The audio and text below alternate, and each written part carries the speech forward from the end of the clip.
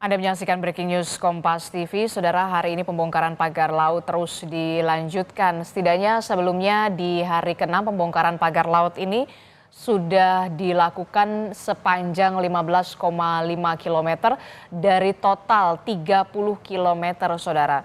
Dan untuk lebih lengkapnya kita akan membahasnya bersama dengan Sekjen Koalisi untuk Keadilan Perikanan atau KIARA. Sudah ada Mbak Susan Herawati bergabung bersama kami melalui sambungan daring. Selamat pagi, Assalamualaikum. Mbak Susan, melanjutkan perbincangan kami tadi. Mbak Susan. Ya, siap Kak. Waalaikumsalam.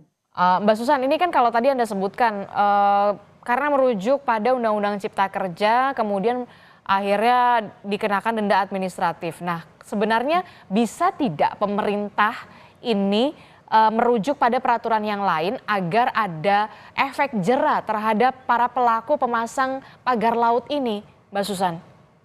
Iya, menurut kami sih sebenarnya kalau mau memberikan efek jera, ya negara bisa menggunakan, Undang-Undang 1 itu sebenarnya yang kami laporkan ke Bareskrim juga ya, dengan menggunakan Undang-Undang 1, tahun 2014. Artinya negara harusnya memiliki power gitu ya untuk menentukan sanksi seperti apa yang memang akan dibebankan gitu.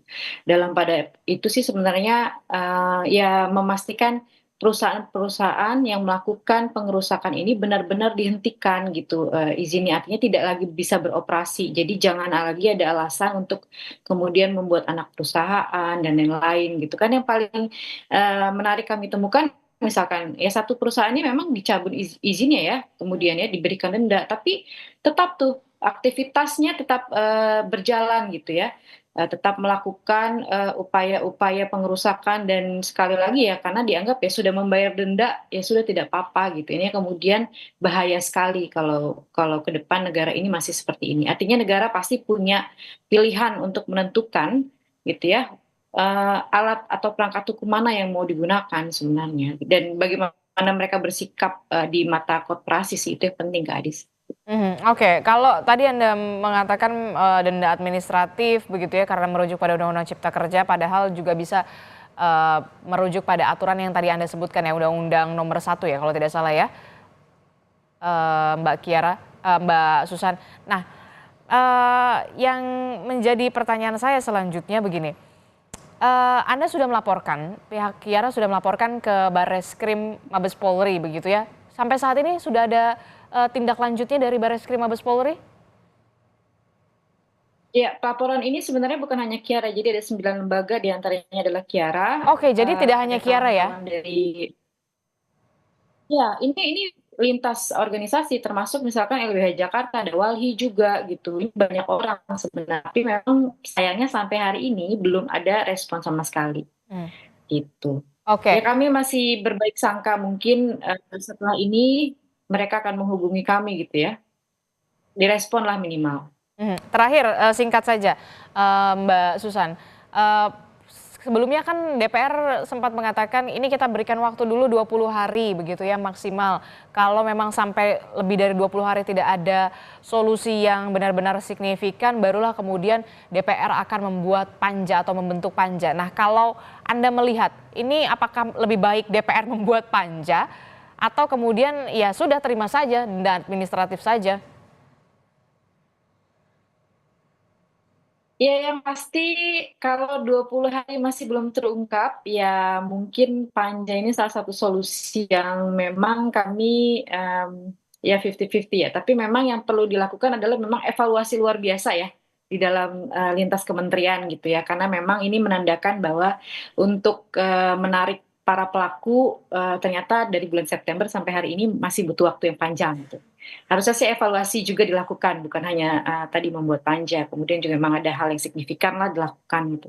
Karena ini berlarut-larut gitu, sedangkan orang sudah 15 kilo ini membongkar, tapi kita nggak tahu siapa pelakunya gitu. Mhm mhm, ah. Dan, KIARA dan beserta dengan Walhi dan juga sejumlah lembaga lainnya mendorong pemerintah ya untuk bisa kemudian, secara tegas mengumumkan kepada publik, siapa pelaku sebenarnya, dari hasil pengusutan ini ya, Mbak Susan? Tunjukkan bahwa memang, negara ini, tidak tunduk terhadap korporasi, artinya tidak powerless di mata para investasi ini gitu. Mhm Karena ini jadi sorotan publik, bagaimana negara bersikap, dan kalau kemudian ini gagal, ya sudah pasti masyarakat Indonesia pasti kecewa. Oke, baik, terima kasih informasinya Susan Herawati dari Kiara. Kami akan bergeser kepada jurnalis Kompas TV.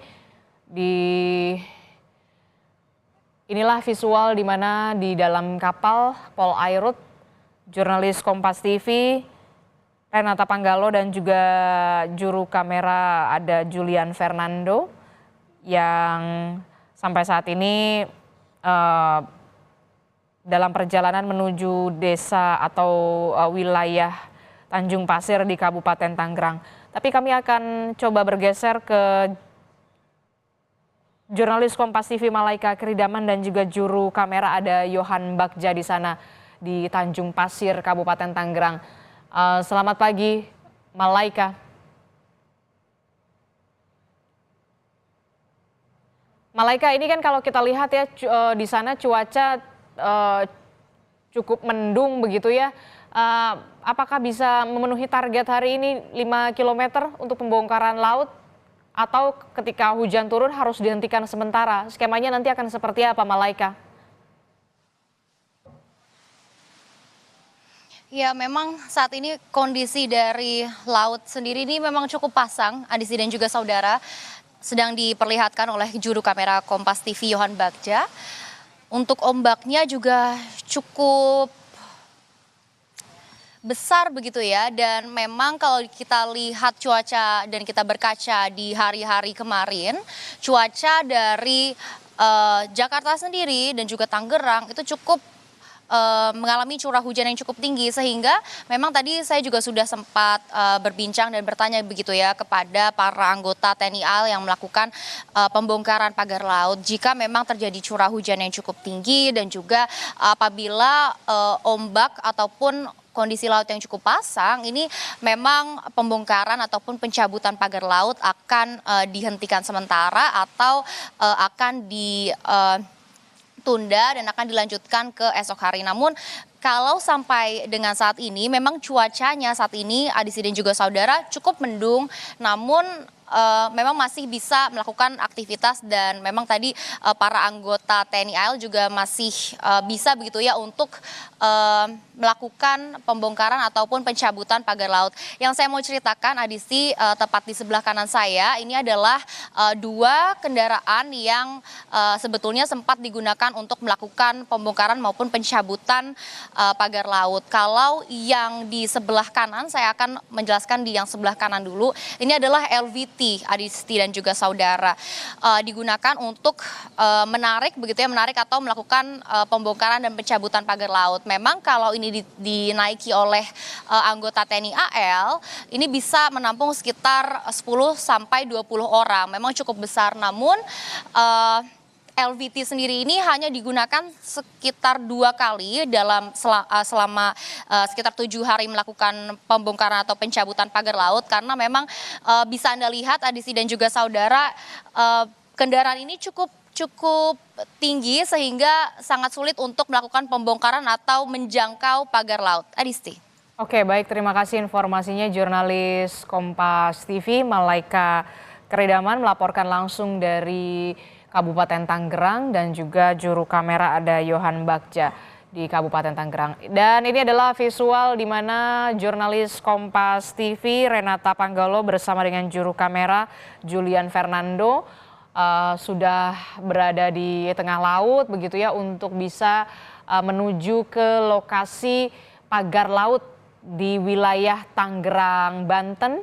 Setidaknya diperlukan waktu 1 jam dari Pluit menuju ke Tanjung Pasir di wilayah Kabupaten Tangerang untuk dilanjutkan pembongkaran pagar laut di hari ini, saudara.